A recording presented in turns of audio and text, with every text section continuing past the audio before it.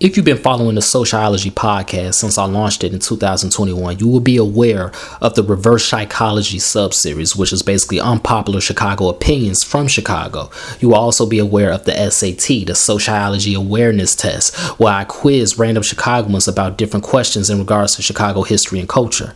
Well, this Black History Month, I'm introducing the ChicaGOATS sub-series. This is basically a Black Chicago history blitz that details and gives brief summaries of different Black Chicagoans that lived in our city and did great things in their respective careers and left a huge impact not on the city but on the entire world. So without further ado, let's get into it. From Harold Washington to Harold's Chicken and everything in between and beyond, this is SoCHiology. I was involved in many organizations at my alma mater, Western Illinois University. I pledged Omega Psi Phi Fraternity Incorporated. I was a part of the African American Department Studies Club. I had a radio show. I was in a group called Cultural Expressions, which was a poetry club. And we performed every first Friday of the month. I love poetry, I love writing, and I did it often during college, and I haven't written much poetry since college because life be lifing. But if you were a Black student involved in any type of Black student organization at Western Illinois University, which is a PWI by the way, the chances are you spent a lot of time at the GBCC, the Gwendolyn Brooks Cultural Center, named after Gwendolyn Brooks, the poet, a Gemini born on June 7th, 1917 in Kansas, but raised on the south side of Chicago. She would later state that her love for the city of Chicago by saying, quote, "Living in the city, I wrote differently than I would have if I had been raised in Topeka, Kansas.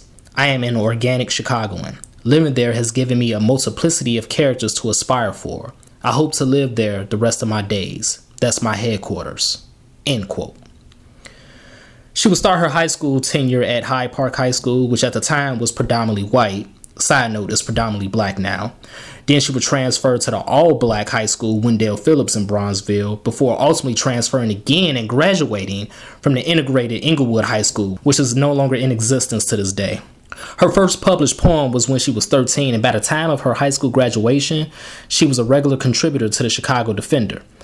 She chose not to attend college because she knew she wanted to be a writer. She said, quote, "I am not a scholar. I'm just a writer that loves to write and will always write." End quote. There were no second thoughts to this for Gwendolyn Brooks. She did, however, enroll in a 2-year program at Wilson Junior College, which is now known as Kennedy King College.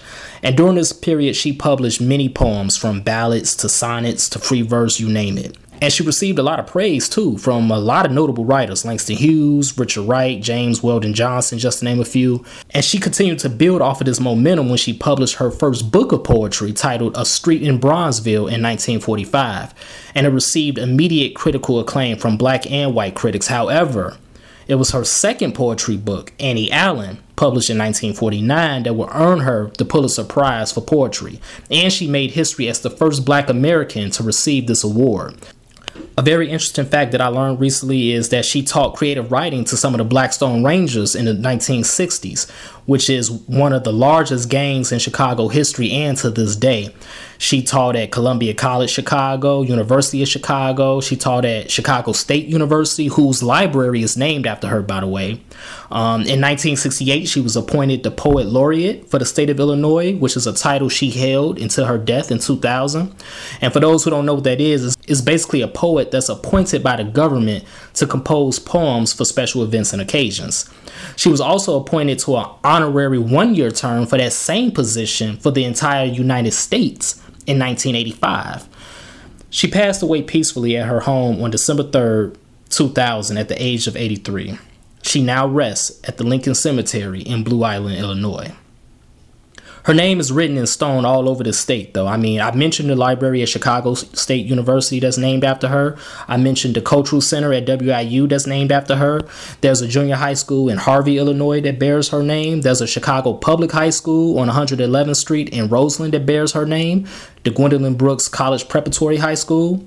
And as a writer myself, someone who has written short stories and poems from my childhood, Gwendolyn Brooks is a huge source of inspiration for me, because she's proof that if you truly want to create, then you will create.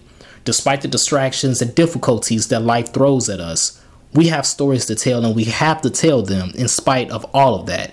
And we have to watch our creativity carry us to levels we cannot see unless we pick up that pen. So thank you, Gwendolyn Brooks, for all that you've done. If you enjoyed this podcast, I ask for 2 things and I will love you forever. Number 1, please engage with us on social media. So like, share, subscribe, and comment on whatever platform you're listening to it on. And number 2, please make sure you pass it on to a friend who will enjoy it as well.